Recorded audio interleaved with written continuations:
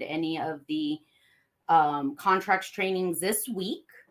But for the week of December 2nd, which is the week that we're in, and the week of the 9th, which is next week, the broker team has put together very specific contracts training for our eXp agents, all related to the revised forms that CAR will be releasing the week of December 16th. Okay. So what we wanted to make sure of is, because that happens to land right before the holidays, and we actually will no longer have any training sessions. So basically the 13th, which is a Friday, is going to be the last training meetings that we normally have with you for the rest of the month. So interestingly, right? The very following week that we kind of go dark is when these new forms are going to be released to you. So when you go into your zip forms, right, all they're saying is the week of the 16th. So let's just say it is on the 16th that they actually release it. When you go in to create a transaction or a buyer broker agreement, a listing agreement, those will now be, right, the revised form. So we wanted to make sure in advance that we at least go over those with you, because as I mentioned, we won't be putting on trainings, right, after that time until the new year. Of course, you can always come see us in the broker room. We do have brokers on the phone 7 days a week, including the weekends. And of course, broker on emails as well, 7 days a week. So you can definitely get a hold of us even after the form release, but we wanted to make sure that we at least cover the revisions, right? Or give our agents the opportunities. And again, it's all of this week, Tuesday, Wednesday, and Thursday. And then next week, Tuesday, Wednesday, and Thursday.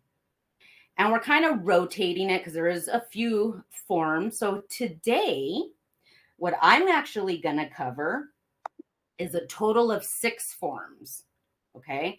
I'm going to talk about the buyer broker agreement, the modification of terms to the buyer broker agreement, the cancellation of the buyer agreement, the cancellation of agency. Some of these might even sound new, right? Because some are revised and some are new.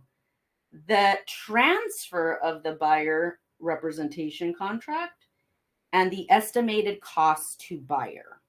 Okay. So we're going to cover that today. Please allocate. I was thinking probably at least an hour. I think we had our admin team put out from 1 to 2:30, right? In case we go a little over, if you have questions.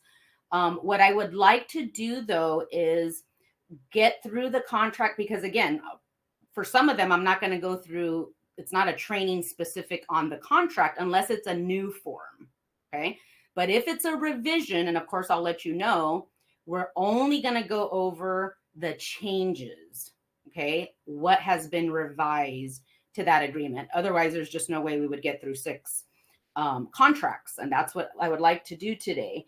What I'm going to do to start off in the chat is I'm going to attach the summary guide. I don't know about you, but I'm a big fan of whenever CAR has put out new forms, I like to immediately take a look at what that summary looks like. And that way, and it's 7 pages. So it's quite a bit, but keep in mind, some of those forms you may never even have to transact with. Why? Because some of them are commercial contracts. Some of them are related to property management. So some of those things, right? For those of our realty agents that do some commercial, that's great. Those will apply to you. But we don't do property management, right? At eXp Realty. So some of these, again, business sales, that they made a few changes to those contracts. So we don't do business sales either. So that's the summary of all the forms, some of which, like I mentioned, you will not have to use in your business. And then one reminder too, if you could please mute your microphones, because we will get feedback. So I appreciate if you could mute your microphones. But then at the end of the contract, right, once I go over it, I'll let you know when to feel free to unmute your microphone, and we'll go ahead and take questions there. You can also put your question in the chat, but since it's just me today, it might be a little hard for me, right, to go back to the chat, but I will certainly do that. I'm, hopefully won't miss a question. And if I do, please unmute yourself at that time. I want to make sure that we go over your questions. That's super important for me to make sure that we get those addressed for you. So the very first form, as I mentioned, there's going to be a total of 6 that we're going to talk about today. But the very first one that we're going to cover is the buyer representation and broker compensation agreement. And according to CAR, these are the changes. Okay, this is not a new form.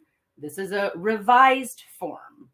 Okay, and this is what they tell us to expect from this revision, and then we're going to go over it. It says, this now has clarifying language regarding the broker contingency if the buyer does not have sufficient funds to pay the buyer broker compensation and seller will not pay.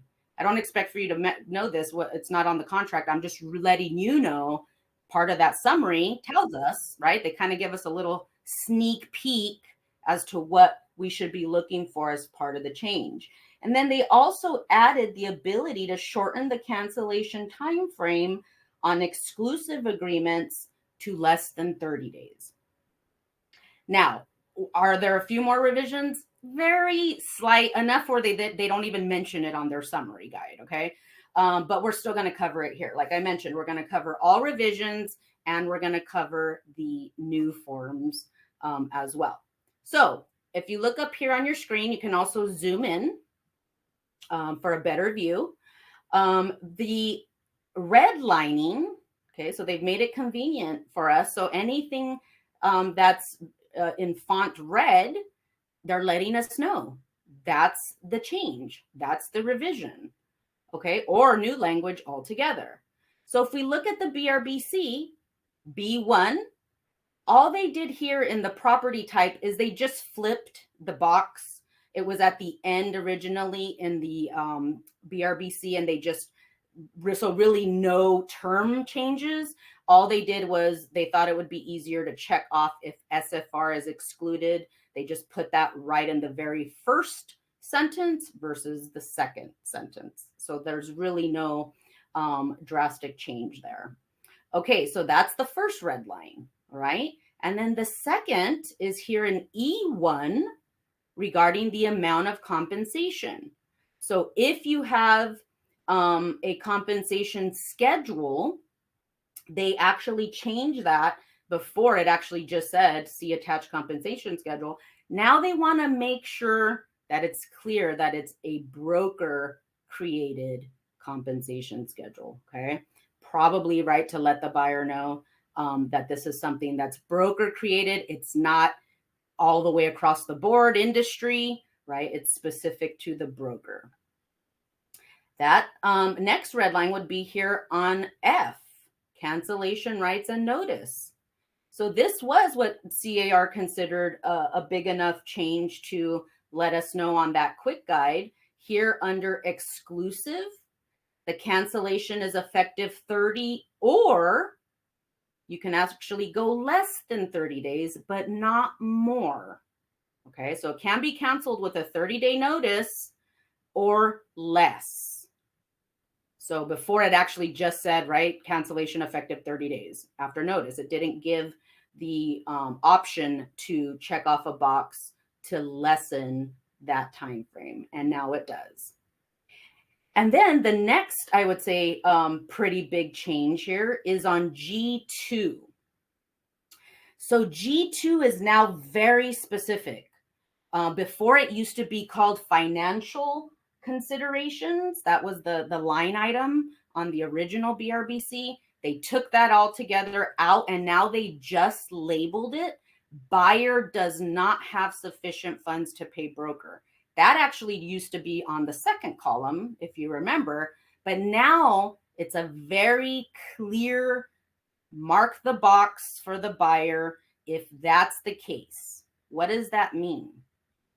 That means that if we're working with a buyer who has made it clear to us based on their personal or financial circumstances that they do not have sufficient funds to pay the compensation that we outlined in E1, they would mark that box. And it's really important that we don't skip it, or assume, oh, just because we're going to try to negotiate, for the seller to pay that.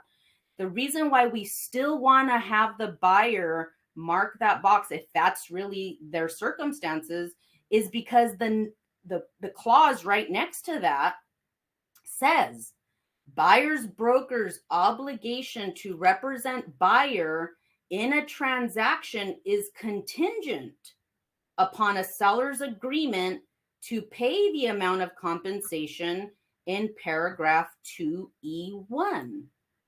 So it's automatically it's part of the contract that we as the buyer's broker are only obligated to represent the buyer, It's conditioned upon a seller's agreement to pay us.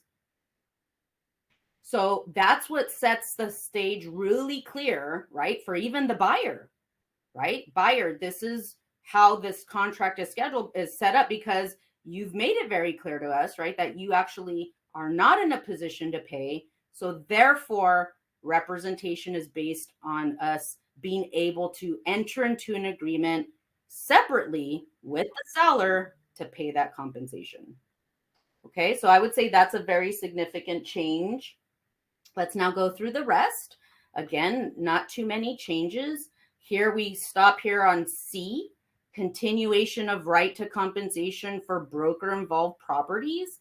What they did add here is that if C1, let's take a look at it. It says broker shall be entitled to the compensation provided, whatever we outlined in 2E1, if during the continuation period specified in 2E3, buyer enters into an agreement to acquire property for which there was broker involvement. And then this is the revision.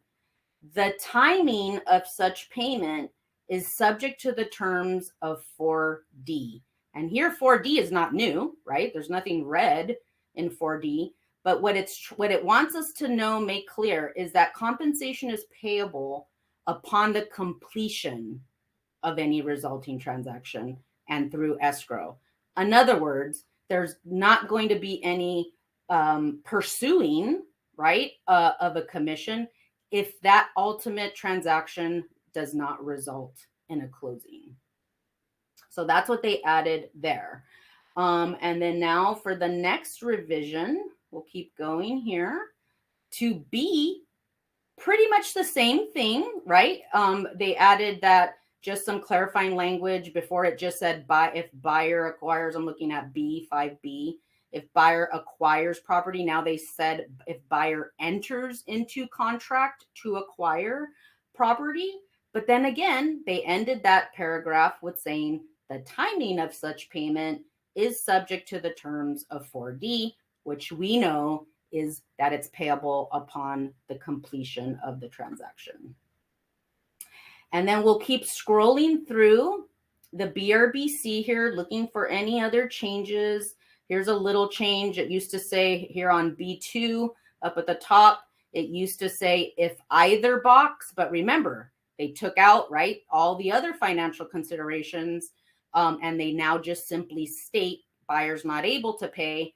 Then now it's just the box, not either box. So they made that change there. And then we'll keep going. And I think we're already here, almost to the last page, talking about exclusive representation. Remember, They now gave the option that the cancellation can be effective, or the notice of canceling the contract can be done less than 30 days. So that's what 15C now says. It's as otherwise specified in 2F if you indicated less than 30 days. And then this entity paragraph, this is actually a change across all contracts. So what was happening is we were seeing the entity signature portions not completed properly. And I'm really glad that they actually clarified it a little more just to not overlook it. And it gives a really nice explanation of the fact that a non-individual, right? That's what's known as an entity buyer. So it gives some examples, whether it's a trust, a corporation, LLC, probate estate, partnership, or holding a power of attorney, or other entity. So we really want to make sure when you're signing these, please make sure that the client, in this case, a buyer client, fills this out, right? We need to know, what is the full entity name? Who is the legally authorized signer on behalf of that entity? Okay, so let's get this completed. The good thing is if we get this completed at the time of signing the contract, we no longer need an RCSD form separately. Now, that will be, right, if this is not completed and it's left blank, our contract compliance team will call it out and now ask for the RCSD. But let's just go ahead and get it completed properly at the time of the contract signing to avoid that. I actually also wanted to say that we, some really great news is that I believe we're already at about 90% of our contract compliance team. Those are the admins that are reviewing your SkySlope files. I shouldn't even refer to them as admins, because 90% of them are actually licensed brokers in California. Okay, so that's a huge win for us. I don't know, and after 30 years of being in this industry and managing several offices, I don't know of many, perhaps they're out there, that have your file reviewers that are actually also real estate brokers that are reviewing the file. So I think that's huge for us. But again, we want to make sure, right, that we're getting this done right, lessen the load for them as much as possible, please. Okay, so that actually is the final revisions of the buyer representation and broker compensation agreement. Before we go on to the next form, is there any questions regarding the revisions? Hi, Gene. I have two questions for you. Yeah. First one, I know the eXp version of this is, national. I'm just wondering if any changes that are being made to the car form is going to cause changes to the eXp version. No, we've not been notified of any changes to the eXp version. Okay, and then second question regarding G2, if we submit an offer and we're asking for the seller to pay the broker, and then they counter and say no, what are the buyer's options at that point? Are they do we have to, like, if they still want to buy the house, do they have to do it unrepresented and we have to cancel our agreement, or what are their options? Yeah, that's a great question. And let's go, let's see what the contract tells us here in that case.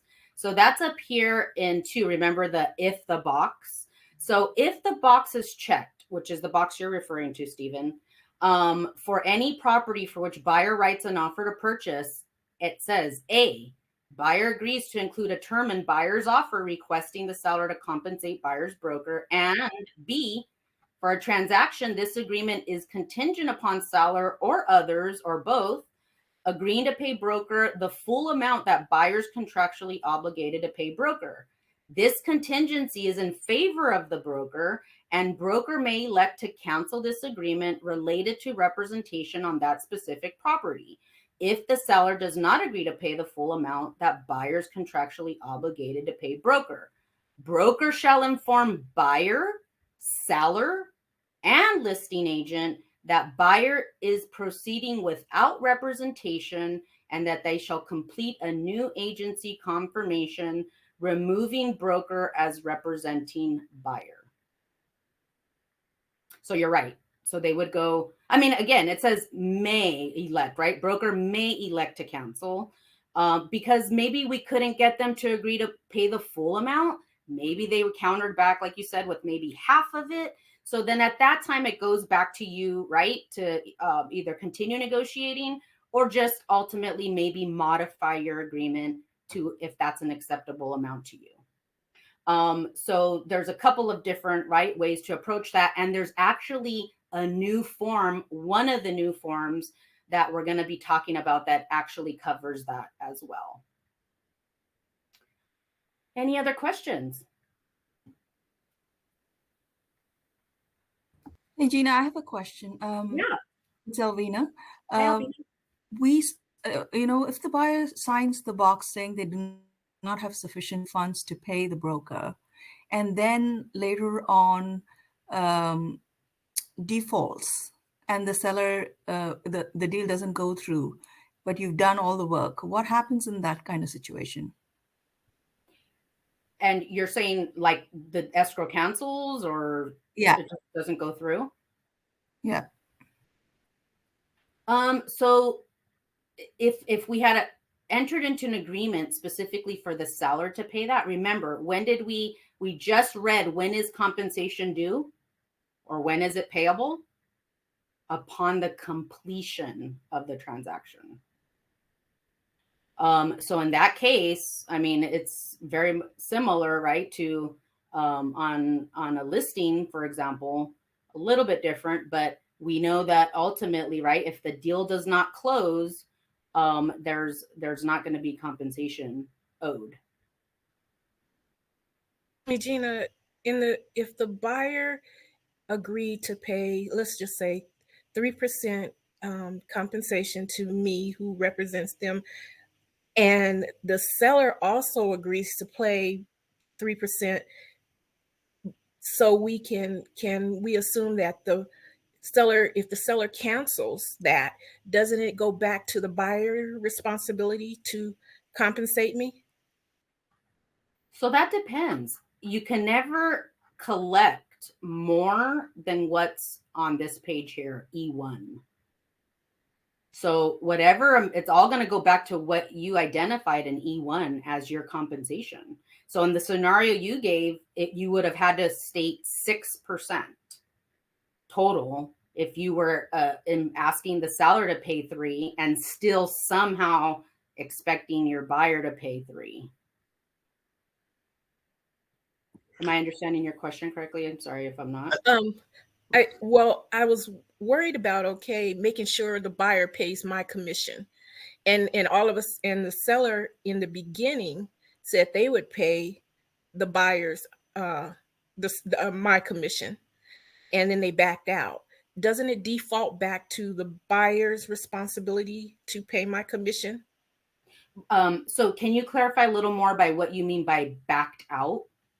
Well, like earlier, it sounded like someone said the seller decided they were not going to pay the buyer's compensation for me. Now, if we could just pause there for a second. Now, is that through the negotiation process, like a counter offer? Because once you get an accepted offer with a seller agreeing to pay the broker, that's very difficult to see them back out of that agreement. Okay. Are you implying like a counter offer, for example, like where it's going back and forth trying to reach it? Yes. Yeah. Yes, no, absolutely. So if going back to, I think it was Steven's question. So let's just say your buyer broker agreement's at 3%, right? And Yes. and we attempted, right, through the negotiating of the offer, we originally asked for the seller to pay 3%. But let's just say they come back and only agree to pay 2%. You still have 1% owed to you through the buyer broker agreement. Okay. All right. And Now, if they go all the way down to 0, well, then you have your 3%, right? On yes. the buyer. Now, the only problem is if the buyer indicated on G2, this new G2 paragraph, that we talked about here, buyer does not have sufficient funds. They already knew, and we knew that we had to have the seller agree to pay it because they don't have the funds to pay it. Okay, I follow you now. Yeah. So that's why it's so important, right? To go over that part with the buyer, not just skip over it, is because if they don't check that box, then yeah, we're assuming they do have the funds to pay in the event, like you said, the seller may not agree to pay it. So if we mark that box where buyer does not have sufficient funds and we send the offer over and the seller agreed to pay it and then they backed out, then don't we have the right as the buyer's representative to pull out of the deal as representing them? Is that the way that goes? Yeah, so I think I just want to just clarify a little bit more, because when you're saying they agreed to it, but then they backed out, I'm Yes. still a little unclear as to if you're still speaking of like a counter offer backing out, or if you're saying we got into escrow and they agreed to pay my 3% and now they're backing out. That's very different. Counter offer. Okay. So, yes, you are still entitled. If that's the question, you're still entitled to the 3% as long as the buyer did not indicate that they did not have the funds to pay it. Or if they are not going to pay, then remember paragraph 9 that we just read says that at that point, then you back out of the deal. There is That's where I wanted to. I back out? Okay. Yep. Yeah. I didn't want to be held liable for doing work for free. That's all. No, absolutely. Yeah. Yes. Okay. No, there is no obligation to work for free. Okay. Thank you. Yes. And like I mentioned, there is another form that talks a little bit more about that. And it's referring to the cancellation of the agency. And we're going to talk about that. Any other questions regarding the BRBC before we go on to the next form? Yeah, Gina, it's Colleen. I have a quick question. Yeah. At the top of the form, this is kind of interesting because it's been so pointed out, not just by eXp, but by CAR and by everybody else. It's interesting that they have at the top 3 months, sorry, verbiage for 3 months, but then you get to the other parts of this and it says 90 days, because there's a difference. What CAR keeps saying, CAR Legal, is that it's not months, it's days, where some months have an extra day in them. And so this is kind of interesting that it looks like they messed up, that they have 2 definitions of time. Oh, that's interesting. I only see the 3 months. Where have you noticed the 90? I've not. Go down, where we just were. Sorry, I don't have that. Yeah, no worries. Keep going. Mm-hmm. Okay. I'm sorry. You're right. Oh, cancellation effective 30 days. Cancellation. Oh, F. Yeah. So this actually is not referring to the term of the contract, like the 3 months is. So the 3-month max is the term of the agreement. What this refers to in F is if you entered into an exclusive agreement with a buyer, that can be canceled with a 30 or less notice. That's what F is referring to.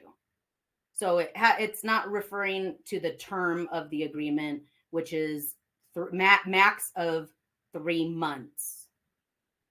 So we're talking about 2 completely separate timeframes.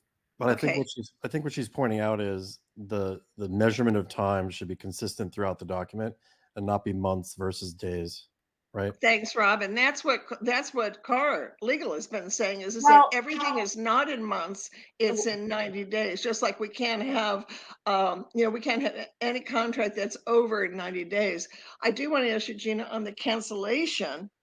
If we want to put a cancellation in, I mean, this is this is really kind of a sad addition, this G2, because the thing is that if you're negotiating for your clients and you've got that in there and they're up against someone else, this could possibly eliminate your client from any chance of negotiation. The other thing is that we can put the 3% into E1. But the thing is that if we do need to cancel, if we do a cancellation, do we have to wait the 30 days, or is it effective for 30 days, or can we provide a list of properties? Because we're canceling the agency, the buyer broker representation, but we're only doing it for one property. Hopefully we'll be able to keep that client. Sorry, Yeah. I know it sounds confusing, but No. it's like no one really role played this all the way out, because, to cancel agency, you then have to start a new agency for the next property. And hopefully your clients won't be so confused and frustrated that they will stick with you. So that's a great way to lead up to the form that we're going to be talking about for the cancellation of buyer representation, and because it does address that very specifically. So the cancellation, the COBR form, which we're going to talk about and go over, does address that very specifically. But going back to your reference of the 30 days, remember the 3 months, whenever we're talking months versus days, it's very different. If this cancellation would have been more than 30, then I could see possibly why that wouldn't make sense, because otherwise it would say cancellation effective 1 month, right, after receipt. But anything regarding a 30 or less, it is very appropriate to reference that in days. Anything more than that would be months. I don't know if that answers it, but that's pretty much the way that we interpret that. Thank you. Yeah, you're welcome. Okay, are we before ready? We go on, I'm so sorry. This is Denise. Oh, hi, Denise. Hi, Gina. How are you? Hi. Good, thank you. I'm sorry if you can't hear me very much. I can hear you. It's not coming through my speaker very well. But anyway, I wanted to just, before we moved on, if in the instance, as we've all been talking about, if you have a buyer that does not check the box that says, I don't have sufficient funds, and they just say, I'm going to pay you 1.5%. Okay. Just off the top of my head. And then they end up saying, I can't pay if the seller doesn't give compensation. I'm sure everybody thinks, oh, well, you're just going to get, well, then they owe you that. And that's true. But I think in order to get paid, it would have to go through court and everything for you to be compensated, which could probably take a year or more. So I just wanted to find out what the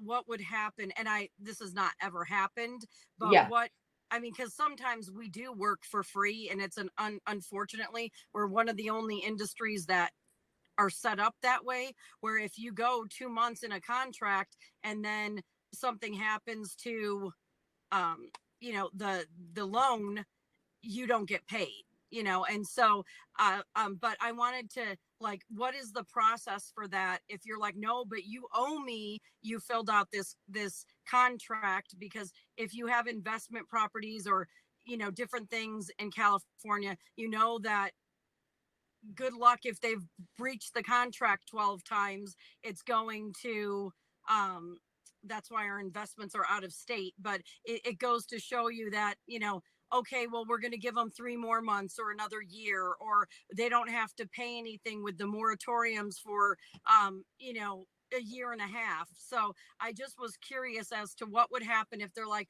I'm sorry, but I can't pay you. I don't have the funds. But they didn't check that in the beginning. So this would actually serve, I guess it would depend also at what point does that does that hypothetical conversation come up, right, in the process?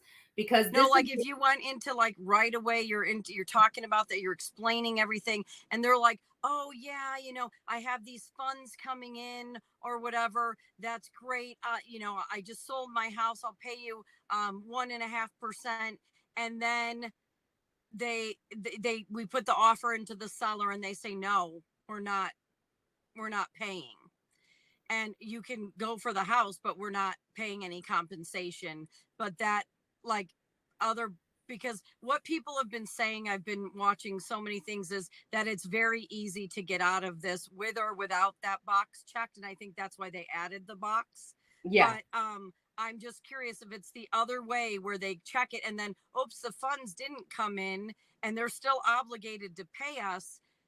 It's not going to be, I'm assuming it's not going to be a fast process to be able to get your money. That's what I'm just preparing if anything like that happened, that it, Yeah. it And would I would probably take a long time. I would agree. But this agreement, very much like, again, a listing agreement, can be submitted to escrow. So again, it kind of just visualizing, right? If that was to happen, you're in escrow. This actually is submitted to escrow as an instruction, right? Or a demand to escrow to compensate us based on that agreement. So it's not really as simple as them, let's just say getting the deal, you're in escrow, and then them saying, oh, sorry, right, we can't pay you. We would have already submitted this to escrow. But I'm saying when you're in the thing you were saying before, where you have it in your offer that the seller needs, like they say, okay, they check the other box, not the one that is you're able to get out of. And Yeah. they went forward with the offer and they still said, I want you to negotiate and I want the seller to pay as much as I can. So say we ask for the full amount and the seller comes back and says, no, I'm not paying you. Right. So this is before they go under contract. Oh, I Technically, see. they're still liable because they signed the buyer broker agreement to Right. pay you if they move forward. So in that, I know in that instance, it would kind of Yes. I cancel understand out what you're then. saying. Yeah, I Okay. understand. So you're still not obligated to work for free. And yes, you would not obviously want to be known as, right, as representing them, because you're not going to be compensated if that's the case, according, right? But that would now go to, I think, the other form that we're going to talk about, where it terminates that agency or that compensation with, however, with the basically it's a unilateral cancellation for that specific property. So we can actually check to see if the form that I'm thinking of addresses that. I think it does. I think the form that's coming up, it might address a lot of yeah, things too. I Yeah, think because it it keeps does. saying so. Yeah. I'm sorry Yeah. about that, but I Oh, just no, was no, like, no worries, so, no or worries. if you get like in escrow, like, and then they say, I can't Yes. pay, or something might happen with the loan and the funds didn't come in and they say, well, I can't pay. So I was just curious, like how, because even when someone is, your 17 days pass and you have someone's earnest money, it's not like, oh, you're just going to get to keep their earnest money. It is not that simple a lot of Yeah. times. Right. And so most of the time it's happened to us when we've sold homes that you just say, forget it, I want to move on.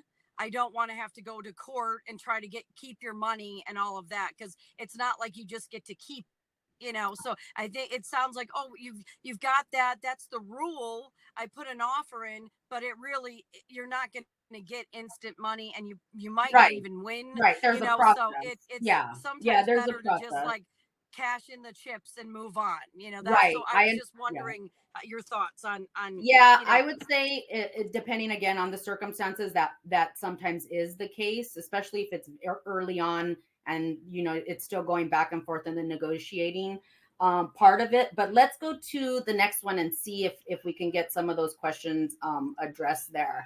So thank you. Sorry to confuse yeah, you. no worries. No, these are great questions, so thank you. Okay, the next form I want to talk about, because we just finished the BRBC. What if we need to modify, make a modification to the buyer representation agreement? This, again, is not a new form. The Gina, modification. it's very, very small. Oh, Could you sorry. expand Yep. it, please? Yep. Okay. So the modification of terms buyer rep agreement, what they did here is they actually modified it to also serve and work with tenant representation agreements. So this is what CAR says about this form. They modified the agreement to make it usable for tenant representation agreements, added pre-printed options to amend the property type, location of the property to be found, and to change the agreement to exclusive. Okay, so not too many big changes here, but you'll see that they did add the language for tenant representation agreements. And then here for compensation, you could actually now modify the compensation, right, to apply to certain properties. So maybe going back to that where we talked about where you're negotiating and maybe agreed to modify down as an example, but it could just be a modification only for that property. It doesn't mean you have to modify your entire agreement, because what if they don't get the deal, right? What if something happens and you still move on, you're still looking at more properties? So you could actually modify and apply that modification just to specific properties here on the MT form.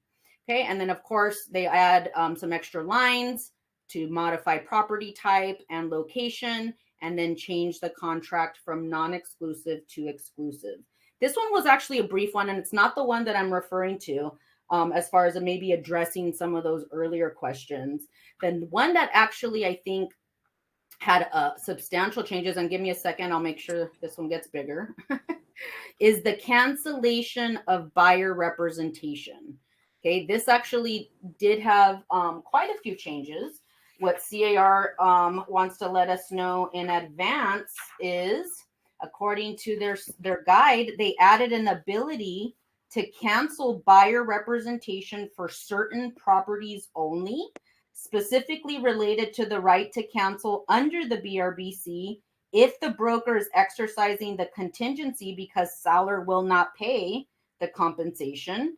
They reformatted it to bring all the compensation terms together, and the parties canceling will opt for either a unilateral cancellation or a mutual cancellation, depending on the situation. So let's take a look at this cancellation of buyer representation. Okay, so here is where the notice of cancellation. And if you look at 2A, it could be, right, either canceled by the buyer, by the broker, or by both here in 2A. 2B, B1 would be if it's a unilateral cancellation. Okay, so if it's a unilateral cancellation and it says the buyer representation agreement is for non-exclusive representation and the cancellation is effective immediately, right, upon, or you can actually put the number of days after receipt of this notice. B is the buyer representation agreement is for exclusive. Okay, so you're going to, depending on the type of contract, that's where you're going to either check off, right, A or B. But that would be for unilateral, right, one party. But now we have B2, which is a mutual cancellation. Regardless of the type of representation, buyer and broker agree to mutually cancel the representation immediately upon the last signature in the mutual cancellation box. Okay, so they wanted to make sure what is this? Is this a unilateral? Is it mutual? Was the contract non-exclusive? Was it exclusive? And then now the scope of cancellation, it defaults to C1, right? C1 doesn't have a box. It says this cancellation notice applies to all properties that may be subject to the buyer representation. Or you could check off 2, this cancellation notice applies only for the following property. And then it goes on to say 2A, the buyer representation agreement remains in effect for all other properties covered by the agreement. 2B, this is where we would check, I think for some of those other questions, if we check that box in 2B, it says if checked, this unilateral cancellation is provided because the seller of the property identified in paragraph 2C2 above has declined to pay all of broker's compensation due from buyer, and buyer has represented that buyer lacks the ability to pay broker. Broker withdraws from representing buyer for the property identified in paragraph 2C2, but then it reminds us we need to now prepare CAR form CAC for further information, which is one of the forms that we're going to cover. Now, I don't know if that addressed, I think maybe addressed some of the questions, maybe not necessarily entirely, but what this means is this is the cancellation form that we would use in the scenario where we are stepping out of representation, right? Because the seller, we were not ultimately able to negotiate the compensation for the seller to pay. And it would only apply to the properties that we referenced in C2, right? Only that property. So this would leave your BRBC completely intact. Yes. Except for this specific property and the exactly. Excellent. Exactly. Yeah. Mm-hmm. I was really glad when I saw that modification. Makes it really clear. Okay, and then the next red line is agency. They just labeled the paragraph agency. It always had the wording on there. It's just called now agency, which makes it known that once cancellation, right, becomes effective, broker will not be buyer's agent during any negotiation or transaction that results between a buyer and a seller. Any questions that buyer has about the property to be acquired shall be directed to the seller's broker, if any, or to seller, or to any new broker that buyer retains, or to buyer's own separate counsel. So that paragraph was actually there already, but they labeled it agency. So I thought I'd kind of just read it out so we know. Now, there are some new here in the compensation due broker paragraph. It did include the continuation period, right? But again, that only applies if you would have indicated a number of days, right, in your continuation period to begin with. So that's something that we are seeing, that either blank, agents leaving that blank. And if that's blank, then as long as you understand that there is no continuation period beyond the end date of that agreement, right? So that's super important. But they did include it here under compensation. But then look at E2. E2 has some new stuff here. It says compensation shall be paid as specified in either, right, to E2, A, B, C, or D below. Only, now this is the key here. This only applies if both parties agree by signing in the mutual cancellation box below. Otherwise, we're just going to default to E1 right above this, which says buyer agrees to pay broker as specified, right, in that written agreement between them. If they were to acquire properties, right, that involve what we call broker involvement. So that's something to consider and to really think about even after cancellation, right?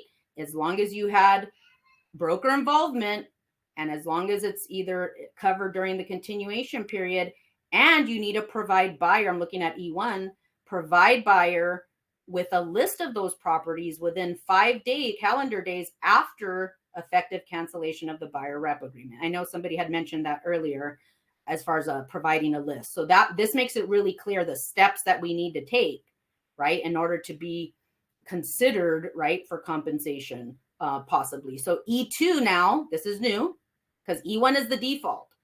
Or there could be an agreement reached. If we check off E2, maybe the buyer has agreed to reimburse for this. This reminds me here of the cancellation of listing form in a way. They almost like, I think, copied some of that. So buyer agrees to pay broker blank amount for out-of-pocket expenses, costs incurred, and services rendered to buyer prior to the effective date of the cancellation of the buyer rep agreement.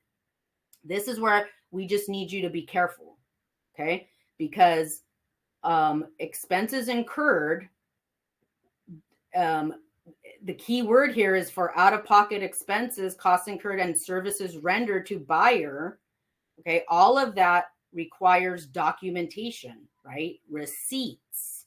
It's not like we're going to say, okay, buyer, you need to pay us, right, $5,000 to reimburse, like a listing. I don't know if any of you have worked with the broker team. If you've had a cancellation of listing, it's the same policy, right? Whenever we see a dollar amount for expenses, we immediately, right, tell you, you need to have documentation for that in order to get reimbursed. And we actually allow the client to reimburse you directly because we don't consider that commission. Okay. These are very, I would say it's rare. But because it's here, I want to make sure we talk about it. And if you're ever not sure what expenses, right, you may be reimbursed for, please reach out to us. Okay. And we can help you with that. But that is, right, 2A is an option. 2B, I would say, is actually probably going to be more common. In fact, we've already run into some situations like this where it's broker to receive a referral fee. Broker will receive a referral fee from another broker pursuant to a separate written agreement with broker. Maybe part of us agreeing to this, right, cancellation because maybe we did find out, right, that a buyer may have gone to another agency. Well, then we are entitled, right, again, possibly depending on the circumstances, to receive a referral fee. And again, this only applies if both parties agree to it. Sometimes they do. Once they realize that they had a binding contract, right, with us, there was broker involvement. We have actually seen these referral fees successfully obtained so that at least you get compensated, right, for your time, or no compensation. Okay. Buyer owes no exactly like a listing, cancellation of listing, where we see that box checked very often. So that is the new part there. And this part here is also revised because this part, the top part is buyer and broker mutual cancellation. Okay. Buyer and broker acknowledge and each has read, understands, and has received a copy of this cancellation of buyer representation. So this would be buyer signing it and broker signing it. Only a broker can sign a cancellation, just like only a broker can sign a cancellation of listing. So you would have to submit this to us, okay, for broker signature. But then the last box is it's a unilateral cancellation. Okay. The party specified under paragraph 2A hereby gives notice of cancellation to the other party under the terms of this cancellation of buyer representation. And it can be either the buyer or the broker. Okay. Remember, for unilateral cancellations, if we just scroll back up, we might need to remind ourselves. It talked about here, unilateral. If it, right, the unilateral cancellation, when it can be effective. If it's non-exclusive, it's immediately. That's what the buyer-broker agreement says. But if it's exclusive, then it actually takes effect, right? 30 or less days after the notice is provided. So that is the cancellation of buyer rep agreement. Any questions on this specific form? I think we still have 3 more to cover. Okay. Gina, it's Yeah. Denise again. Yeah.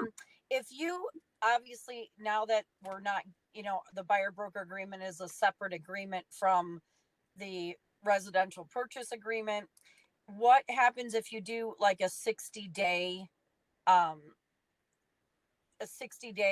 buyer broker agreement, and then you go under contract and it's a 45-day escrow, and then something happens where it gets extended and it goes beyond the 60 days? Does the RPA like trump the buyer broker at that point? Or Yeah. do you have to it's a great question. The buyer broker agreement actually says that it's based on when the buyer enters into the agreement to purchase. So okay. Yeah. So you're covered. Yeah. So you're covered in that case. Okay. Perfect. I didn't know if we had to fill out another one. No, you're good. Again, very similar to a listing, right? Say you had a listing and it's going to expire in a week from today. You get into escrow, today, you're good. Even if it's a 45-day escrow, 60-day escrow. So Perfect. yeah. Thank you so much. Yeah, absolutely. Okay. Gina, would Yeah. you do me, would you do if others, if they would find this helpful? If it's just on one property that we're not helping, could you just quickly, because this form seems to entail many different opportunities or many different, circumstances is the word I wanted. If you're just canceling for one property, what would need to be checked? Up here in C, in paragraph C, it would be C2. So you fill out the top lines and then just C2. Yes. Oh, and then I'm sorry, the effective, I bypassed B. So if it's the unilateral, Would you go from the top down? It's confusing just jumping in. We see it keep moving. Okay. So yep.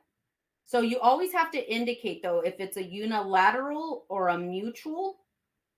Okay, so that always has to be indicated in B, and then C. C2 would be the property that you're referring to.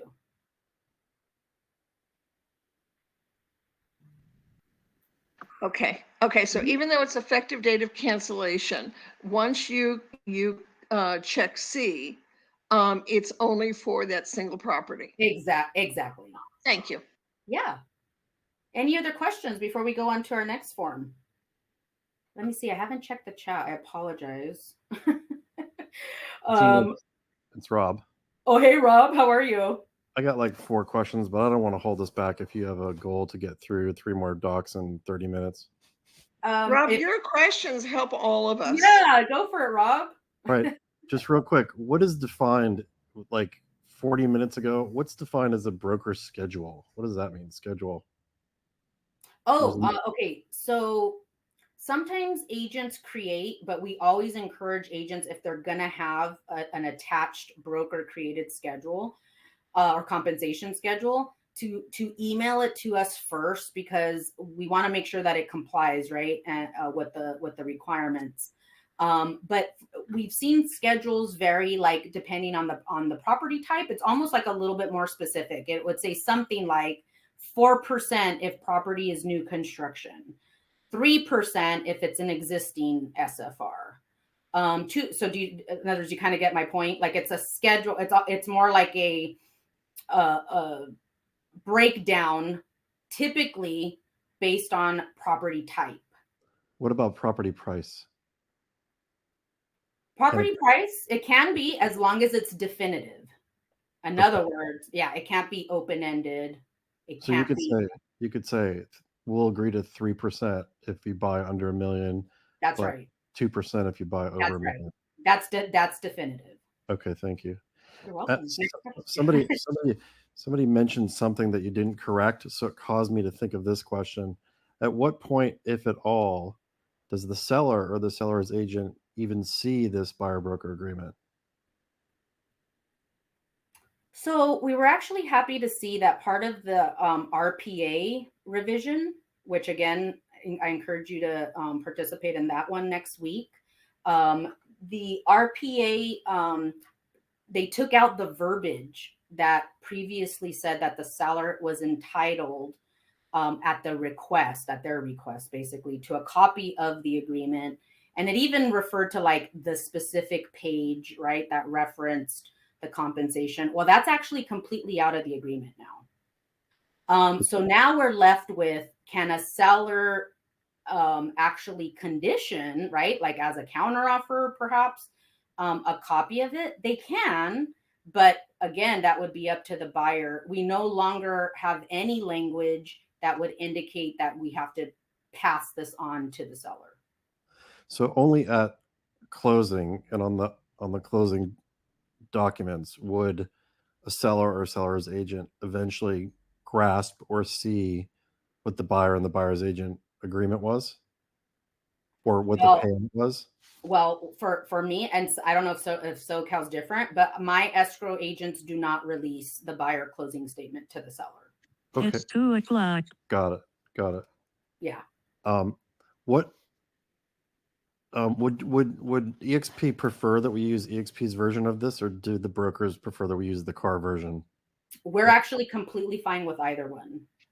So is the eXp one going to reflect all of these similar changes? No. And so why would we even use this one? Because it sounds kind of complicated, but what do you think? Yeah, we have agent. That's why we. I don't know if Debbie's still doing. She had trained for almost 2 months on the eXp, and I kind of stayed more with the CAR versions. But we were noticing that our agents, we wanted them as independent contractors, right, to be trained on both, to have the knowledge of both, and then decide what can you incorporate as part of your business presentation, right? Because that's basically what you're doing. You are the one sitting in front of a seller, in front of a buyer. Which of these contracts can you actually see adapting and using in your business? Okay. So we have, I would say, if now, because now we have some data.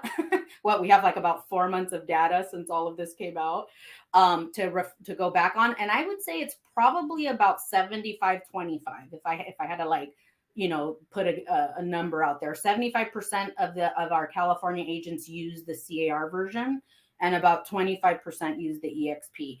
The only thing that we encourage for our agents to remember if they are going to use the eXp version is that in California, because it's only California specific, about the 3-month max. That doesn't apply to other states. So we want to make sure, because if you look at the eXp one, right, there is no reference to a max length of time.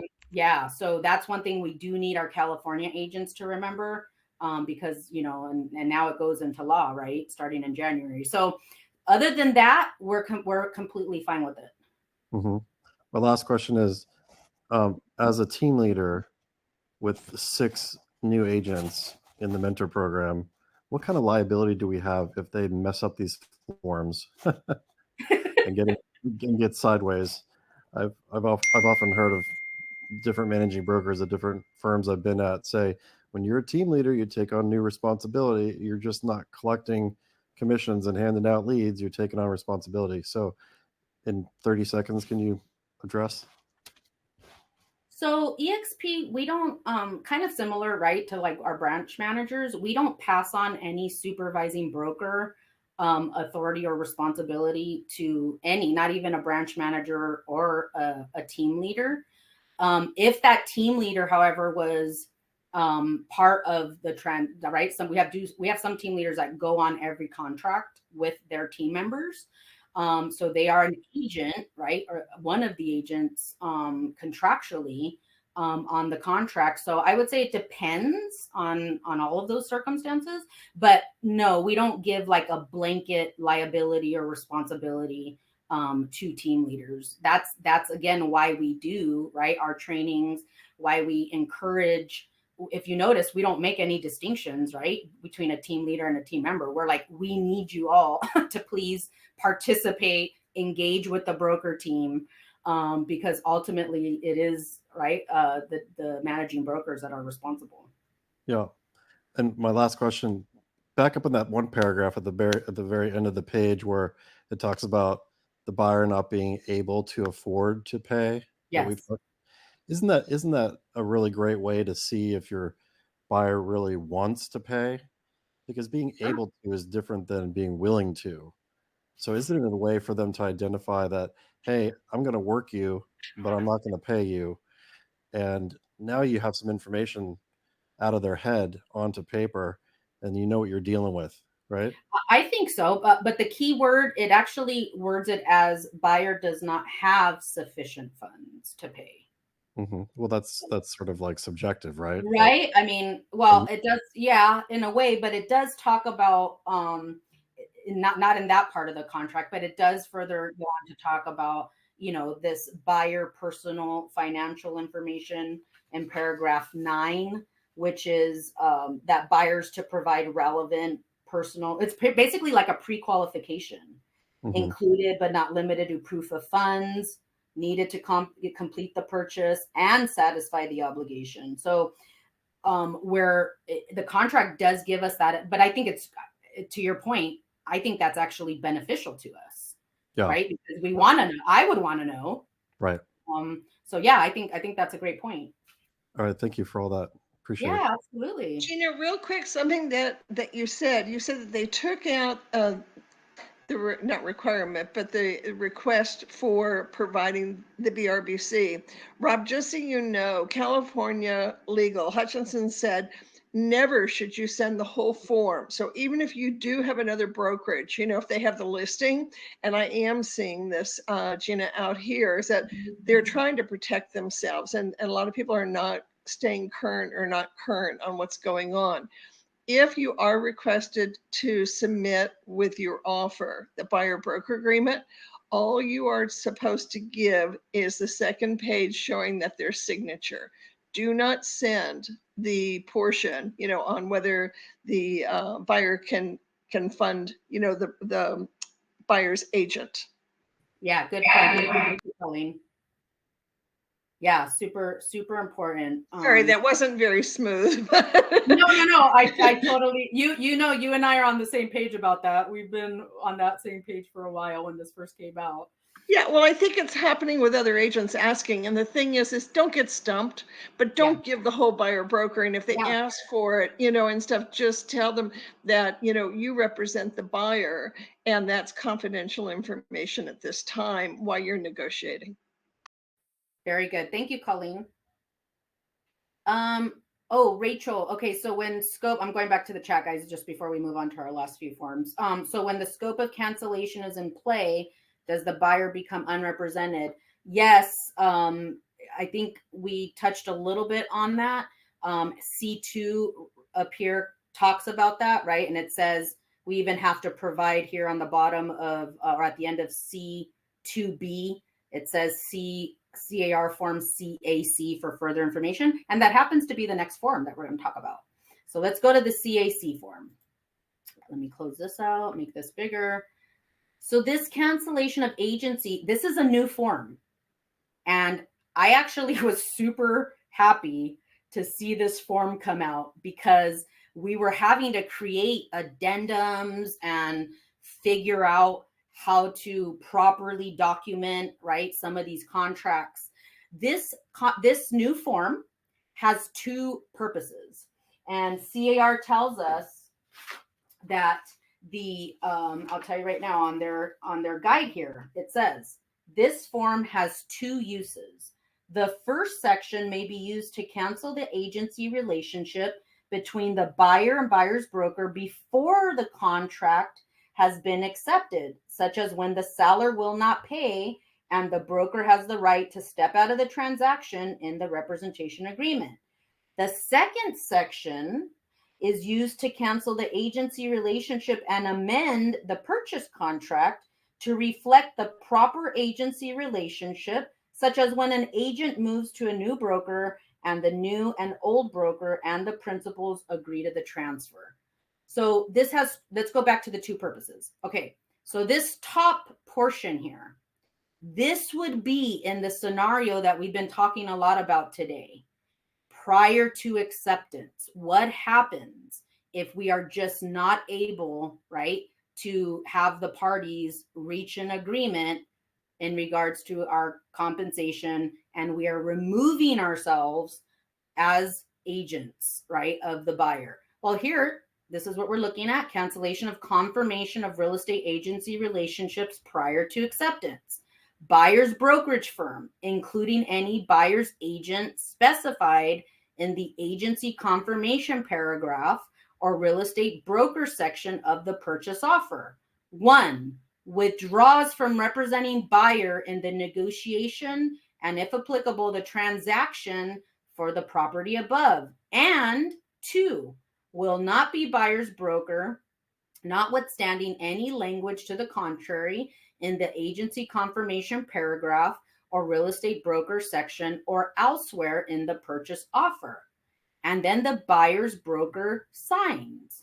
So it doesn't require, right, this, let's call this section 1, or one of the purposes or one of the uses, only requires the buyer's brokerage firm to sign this.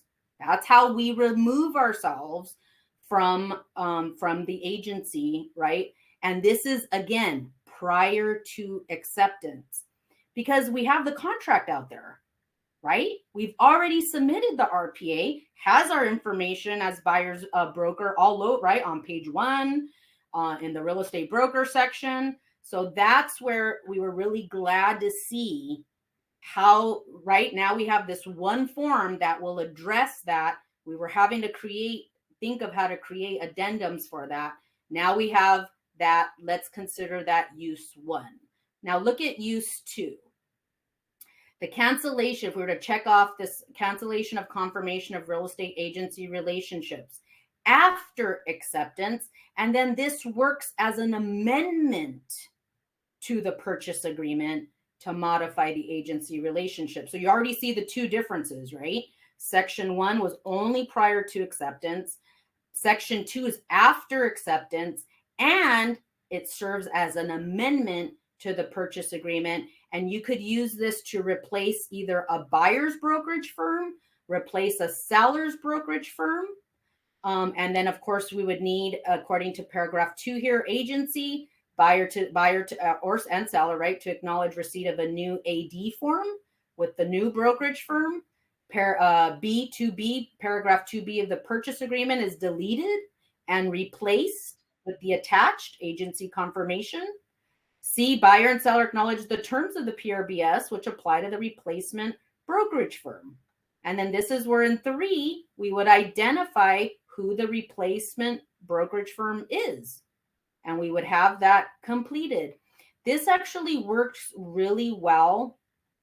Also, too, when we were running into issues, and it's actually gotten a lot better, but when we first split California, right, and now we have 4 different brokerages, and some of our agents were writing up contracts, if you remember, all still under Debbie Penny's, right? Everything was eXp Realty of California. But they were actually with, for example, eXp Realty of Southern California. That's a different brokerage. So we were having to create, right? Okay, do an addendum, write this, word it this way, replace it with the AC, right? And do all of that. Well, this would be a good example of when to use this section 2, let's call it, portion of this cancellation of agency confirmation. So this, again, is a new form, okay? And I believe, let's see what we have next. Okay, the next form. Any questions on this form? Gina, is it possible to ask the buyer to incorporate our commission in the loan, so therefore it'll take care of everything? You can include it in the price. So there's a difference. Include it in the price. We don't say include it in the loan, because so far, but there's a lot of legislation out there. So far, there is no loan that will let buyers finance separate and aside from just, the purchase price, just the commission as a separate. So now it can be included. So basically you have to show it as an increased purchase price, and then that's how it gets covered. But so as long as I just want to make sure a distinction, when you say include it in the loan, I would say include it in the purchase price. Yes, thank you. Wouldn't that increase, for Darlene's client, wouldn't that increase the purchase price, increases the property taxes, and and it could increase the insurance on the house or on the property? Sure. I mean, those are all factors that, right, a buyer has to decide whether it's worth it. Exactly. Okay, and on this one, who signs? It looks like, from what Ryan always says, if it says buy, the agent can sign it, because it doesn't say, broker. Yes. Correct? That's so right. We can do this without submitting it for a broker signature. That's correct. Thank you. Yeah. Any other questions regarding this form? All right, let's go now to another new form. Let me close this out. And this one is called the Transfer of Buyer Representation Agreement. Now, we actually hope we don't have the need for this form, but it had to be created, right? And again, we were running into issues when agents were either leaving eXp or maybe they were coming in from another brokerage. So it was inevitable, right? It's something that we have to talk about. We have to address it. And what CAR says about this form, because it is a new form, and this is what it says. It's actually quite a bit a clarification as to why they needed to create this. This new form is created to help brokers in the situation where a buyer's agent leaves one brokerage company for another and continues to work on a buyer representation agreement or escrow. Failure to document the transfer to the new broker can be a DRE violation and presents problems for E&O coverage. Paragraph 1 acknowledges and agrees to the transfer from original broker to a new broker. Paragraph 2 addresses whether the original broker will be paid for allowing the transfer of the listing. I think they meant to say buyer rep agreement. Payment can come from the principal or the new broker. Paragraph 3 acknowledges a termination of the agency relationship with the original broker. Paragraph 4 instructs the new broker to do a new agency confirmation and any necessary paperwork when they are already in escrow. Paragraph 6 defaults to the situation where the agent leaves the original broker for the new broker, but other less common situations are possible. The agent is not a party to the agreement as buyer representations belong to a broker and not the agent, but the agent acknowledges the agent's responsibility for files. The 3 necessary signatures are for the principal, usually the buyer, and the original and new broker. An agent can sign the agreement, but the agreement is valid without the agent's signature. So this is a form, again, much needed. We didn't have a form up until now in these situations. And I have to emphasize, very much like a transfer of listing, okay? For those of you that either came to eXp, right, from a prior brokerage and you had listings and they agreed, right, to release those listings, we have a form for that, right? We had the TOL form, the transfer of listing. It made it simple. We didn't have anything for buyer rep agreements until now. Okay, so again, we don't like it to see when our agents, unfortunately, right, leave us. But if they did have any active buyer representation agreements in place, it is our policy that we do transfer, not like some brokerages that will not give up listings. They won't transfer listings. We actually do agree. We cooperate to the best of our ability. It makes us super happy when an agent rejoins us, right? Maybe they left and then they come back. So we depart on very positive terms. We don't charge any fees or commissions if even if it's an escrow, believe it or not. So again, we don't like to have to, do these or come across these, but it's a necessary form. If you ever need or find yourself in that situation, please come talk to us and we'll help, navigate the completion of the form. We actually also have designated managing brokers that are involved and in charge of when we call offboarding situations, and they will actually help as well if necessary on getting all your forms completed properly. Any questions on this form? Gina? Yeah. Is there an agent-facing document that explains what that sort of separation, and there's no clawbacks like at other firms? Is there something that you just refer to internally, or is there something that's agent-facing that we might read and study and use in our agent attraction conversations? If you come here, and bring some listings, or you get listings after you come here and you're not happy and you want to leave, we let you take everything with you, and there's no charges. Is there something that's written that I can ask the managing brokers that I mentioned that do handle off. I have not seen anything agent facing. I've only obviously dealt with the internal procedures. But that's a great question. So I'm notating it right now to ask about that. Just curious. Yeah, that's great. Yeah, no, that's awesome. Any other questions before we go on to our last form? Okay. So this form here, super simple. I brought it up. I don't know if you'll be using it often in your working with buyers, but it is a new form. And of course, right, we wanted to shed some light on all new forms and revised forms that may apply to you.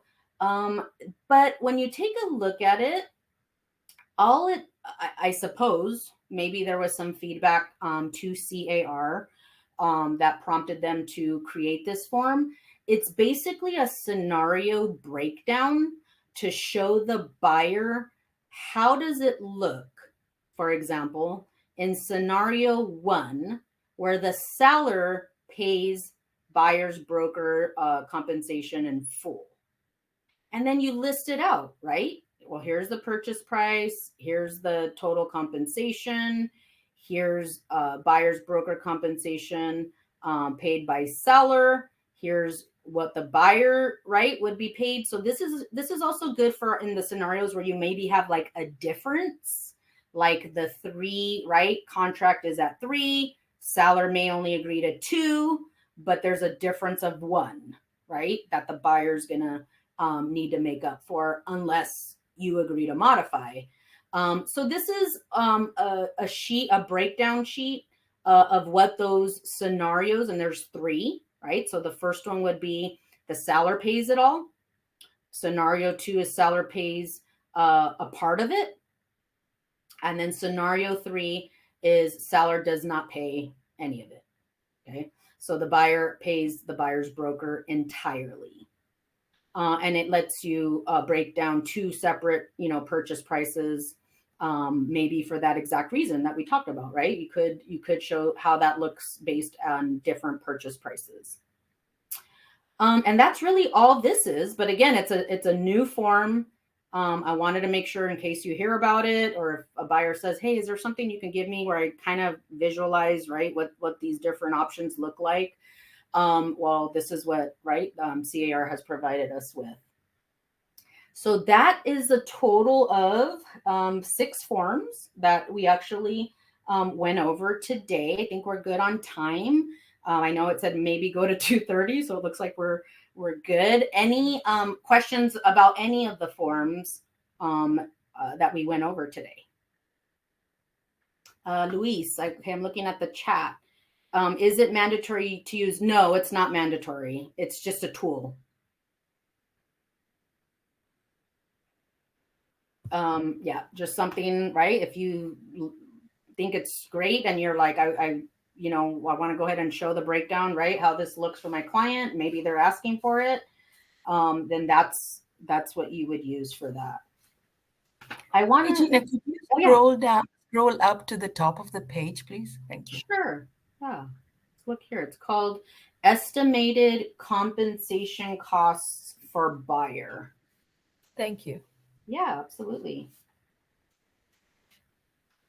And then as a reminder, please take advantage of next week's classes, because today is the last class for this week on the new and revised forms.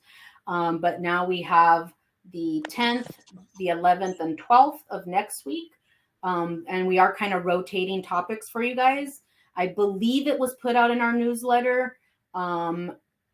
So look out for that. They're trying to also post it in workplace chat as reminders. But I know for myself personally, on the 12th, I'm actually going to take, for those of you that might be interested, my topic actually is going to be on the RLA. So today was BRBC. Next week it'll be RLA, which is the residential listing agreement. revisions and any of those seller corresponding new and revised forms that would go with that. So once again, thank you so much for being here. Take advantage, because then the following week, the 16th, these forms come out. These are the forms that you're going to be using once CAR updates their library. And we're always here, though, and we'll be available to answer your questions at any time. Thank you so much. Thanks, Gina, so much. Have a wonderful day. Thank you. Thank you. Gina, if we attended all 3 classes this week, should we attend classes next week? I think she left, but what she said